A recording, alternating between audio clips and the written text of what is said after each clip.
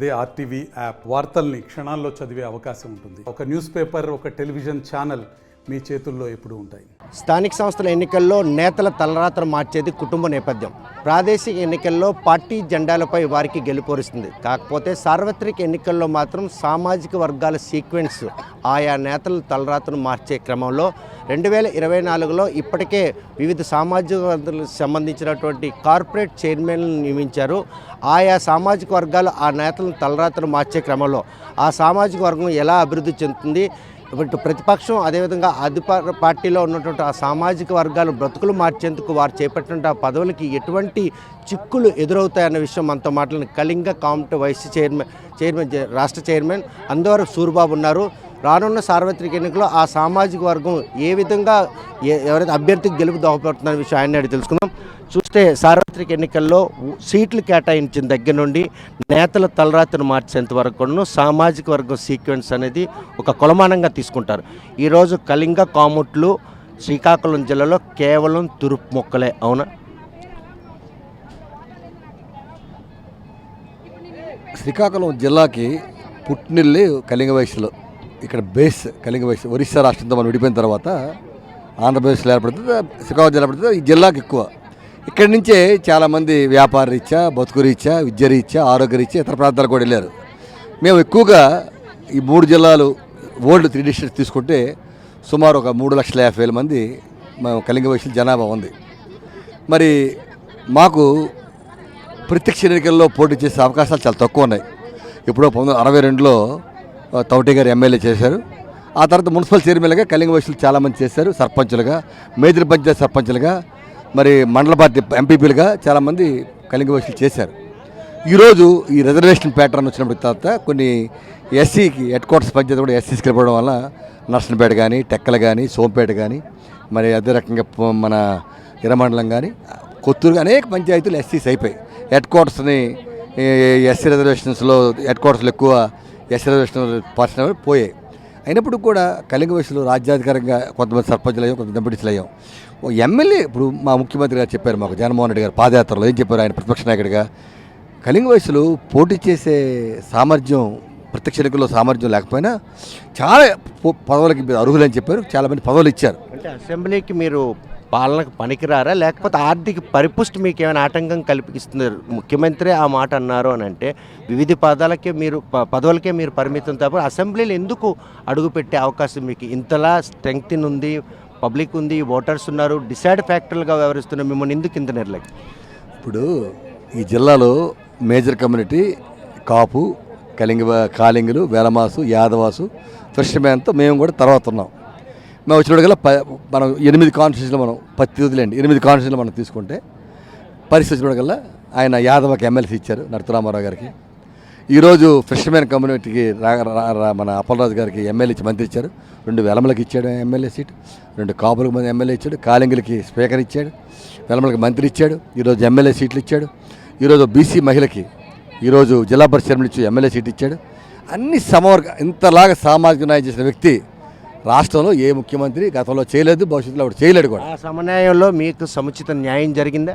సముచిత అంటే మాకు కార్పొరేషన్ ఇచ్చారు, ఆశాలతకి సుడా చైర్మన్ ఇచ్చారు, అనేక మంది 8 మంది డైరెక్టర్లు ఈ జిల్లా నుంచి కార్పొరేషన్ డైరెక్టర్లు ఇచ్చారు, అనేక ఏఎంసీ చైర్మన్ ఇచ్చారు, పలాస నుంచి పదవులు రాజ్యాంగబద్ధంగా రావాల్సిన పదవులు ఉంది. అయితే ముఖ్యమంత్రి గారు మాకు పాదయాత్రలో ఒక ఎమ్మెల్సీ ఇస్తామని ప్రామిస్ చేశారు. తప్పకుండా మాకు ఆ నమ్మకం ఉంది, ఆ మాట మీద. ఆయన ప్రామిస్ అని కూడా నెరవేర్చుకుంటూ 1 by 1 వచ్చే ఎన్నికల్లో తప్పకుండా మాకు ఎమ్మెల్సీ వస్తుందని మేము ఆశిస్తున్నాం. వారు మాట మీద నిలబడతారని మేము భావిస్తున్నాం. కళింగ కామట్లో చైర్మన్గా ఉన్న మీకు వైసీపీ పార్టీలో ఉన్నటువంటి కళింగ కామట్లకి మీరు ప్రతినిధా, లేకపోతే టీడీపీలో ఉన్నటువంటి కళింగ కామట్లు కూడా మీరు ప్రతినిధి? ఈ ప్రభుత్వంలో సంక్షేమ పథకం అర్హత ఉంది, సంక్షేమ పథకం అందుకున్న, ప్రావర్టీ లైన్ దిగువ ఉన్న, వైట్ కార్డర్ హాల్లో ఉన్న ప్రతి ఒక్కరికి కూడా, మధ్యతరగతి కుటుంబాలకు కానీ, పేదవాళ్ళకి కానీ జగన్మోహన్ రెడ్డి గారు చేశారు. వాళ్ళకి ఏదైనా ఒక అర్హత ఉండి కార్యక్రమం అందకపోతే మాకు అడగమన్నారు. మేము అనేక సార్లు సచివాలయాల ప్రాబ్లం సాల్వ్ చేసే అర్హత ఉండి, అర్హత లేకుండా ఒక జిఎస్టీ ఉన్నా, ఇన్కమ్ ట్యాక్స్ ఉన్నా, కారు ఉన్నా, 1000 గజాల స్థలం ద్వారా ఇల్లు ఉన్నా ఇవ్వడం లేదు. అది స్పష్టంగా చెప్తున్నాం. 98.5% కళింగ వయసుల్లో అర్హత ప్రతి ఒక్కరికి కూడా ఈరోజు సంక్షేమ పథకాలు అందాయి. టీడీపీ కండువా కప్పుకున్న వాళ్ళు అందవరపు సూరిబాబు దగ్గర రావాలనుకుంటే వాళ్ళకి స్వాభిమానం అడ్డు వస్తుంది. ఎందుకంటే సంక్షేమ పథకాలు దీంట్లో కనుక వస్తే ఈరోజు వేరే పార్టీలో అకామిడేట్ అయిన తనకున్నటువంటి పందా చాటుకున్న నేపథ్యంలో మీ వైపుకి రావాలంటే అలాంటప్పుడు మీ సామాజిక వర్గం చైర్మన్గా ఆ సామాజిక వర్గం ఎలా న్యాయం జరుగుతుంది? ఇప్పుడు గత ప్రభుత్వం జన్మభూమి కమిటీలు పెట్టి కులం ఏంటి, నీ మతం ఏంటి, నీ జెండా ఏంటి, నువ్వు టీడీపీ ఓటేసలేదా, నువ్వు పప్పు చొక్క వేస్తున్నదా, మీ మీద జెండా మా జగన్మోహన్ రెడ్డి గారు ప్రాంతం చూడ్డు, కులం చూడ్డు, మతం చూడ్డు, వాడి ఎజెండా చూడ్డు, వాడి దేనికి ఓటేసాడు అర్హత ఉండాలా, అందరికీ కార్యక్రమం అందాలా. ఆయన సిద్ధాంతమే మా సిద్ధాంతం, జగన్మోహన్ రెడ్డి సిద్ధాంతమే మా సిద్ధాంతం. అర్హత ప్రతి ఒక్కడికి కూడా వాడు మేము కార్యక్రమం అందరినీ మా పార్టీ పాలసీ వాళ్ళలో మార్పు రావాలి. ఈ ప్రభుత్వం వచ్చిన తర్వాత ఈ కార్యక్రమం వాళ్ళలో మార్పు రావాలి. ఓటు వేయనోడు మీద మార్పు రావాలి. ఆడు ఓటు వేసి మేము తీసుకెళ్తాం. ఉమ్మడి శ్రీకాకుళం జిల్లాలోని 10 నియోజకవర్గాల్లో కావచ్చు, లేకపోతే పార్లమెంటరీ ప్రాతిపదికన 7 నియోజకవర్గాలు కళింగ కాముట్ల స్ట్రెంగ్త్తో పాటు పాపులేషన్ కూడాను డిసైడ్ ఫ్యాక్టర్లుగానే మిగిలిపోతున్నారు తప్ప వారికంటూ ఆ ఫలాలు అందం దాక్షకి ఉన్నాయి. ఇప్పుడు నేను చెప్పాను కదా, ఉన్న ఎమ్మెల్యేలు ఎమ్మెల్సీలు పరిస్థితి చెప్పాను. కార్పొరేషన్ చైర్మన్ ఇచ్చారు, ఇలాగ అన్ని డైరెక్టర్లు ఇచ్చారు, వస్తాయి. మనకి రాబోయే రోజుల్లో కలింగ వయసులకు మంచి జరుగుతుందని నేను భావిస్తున్నాను. శ్రీకాకుళం నుంచి 2000 మీరు చెప్పినటువంటి 64 మరోసారి భవిష్యత్తులో శ్రీకాకుళం నుంచి కళింగ వయసులు సామాజిక వర్గం నుండి అసెంబ్లీలో అడుగుపెట్టేటటువంటి పరిస్థితులు పరిణామాలు ఉన్నాయని ఆశపడుతున్నారు. చట్టసభలో అంటే చట్టసభ అంటే ఒక అసెంబ్లీ కాదు కదా, శాసనమండలి కూడా చట్టసభే కదా. చట్టసభకి శాసనమండలికి వెళ్ళే అవకాశం మాకు జగన్మోహన్ ఇస్తారని మేము భావిస్తున్నాం. చూస్తే కనుక పొత్తుల్లో భాగంగా ఈరోజు జనసేన టీడీపీతో పాటు బీజేపీ కూడా కలిసింది. జనసేనకి ఇచ్చినటువంటి 24 సీట్లలో ఈరోజు 3 సీట్లు ఆయన త్యాగం చేసుకోండి. ఈ పొత్తుల వ్యవహారం రేపు మీకు పెద్ద చిక్కులే తెచ్చిపెట్టినట్టుంది కదా. వైసీపీ రహిత ఆంధ్రప్రదేశ్ నిర్మించాలన్నట్టు వారి తాలూకు స్లోగన్. ఇప్పుడు రాజకీయాల్లో ప్రతి వ్యక్తికి కూడా రాజ్యాధికారం కావాలి, గౌరవం కావాలి, చట్టసభలో అడుగుపెడాలి ప్రతి ఒక్కరు కోరుకుంటాడు. ఆ కోరుకునే ప్రక్రియలో ఆ రాజకీయ పార్టీ వ్యక్తులు 5 సంవత్సరాలు కాన్స్టిట్యున్సీలో ఇన్ఛార్జిగా ఆ రాజకీయ పార్టీకి, ఉదాహరణకి టీడీపీకో జనసేనకో బీజేపీకో వాడు పార్టీ ప్రాతినిధ్యం వహిస్తాడు. కానీ ఈరోజు నువ్వు ఎలియన్స్లో చాలామందికి అవకాశాలు లేవు. సర్లే, జగన్మోహన్ రెడ్డి నాయకుడిని కొట్టడానికి ఎంతమంది కలుస్తున్నారంటే జగన్మోహన్ శక్తి అర్థమైపోయింది ప్రజలకి. ఈరోజు మేము చెప్పలేదే, నువ్వు పెట్టే సభలో మీరు చంద్రబాబు నాయుడు గారు పవన్ గారు కలిపి ఒక ప్రెస్ మీట్ పెట్టారు. అది మేము పెట్టేది లేదు, వాళ్ళు పెట్టారు. పెట్టి ఒక పవిత్రమైనటువంటి వేదిక మీద కూర్చొని, ఆ వేదిక మీద ఎవరున్నారు? చంద్రబాబు నాయుడు, పవన్ కళ్యాణ్, నాదెండ్ల మనోహర్, ఇటుపక్క అచ్చెన్నాయుడు గారు, ఇంతమంది ఉన్నారు, యానమల రామకృష్ణ గారు, నాగబాబు, ఇంతమంది ఉన్నారు. ఉంటుండగా మీరు ఒక ప్రణాళికకు వచ్చి మీరు ఒక ఒప్పందం చేసుకొని ఏటో కొన్నారు. మీరు చెప్పారు, మేము చెప్పలేదు కదా, ప్రజలకు మీరు చెప్పారు. ఏమని? 170 సీట్లలో ఇప్పుడు మేము అనౌన్స్ చేస్తున్న సీట్లు 24 ఇస్తున్నాం, జనసేనకి 3 ఎంపీలు ఇస్తున్నామని వారు అనౌన్స్ చేశారు.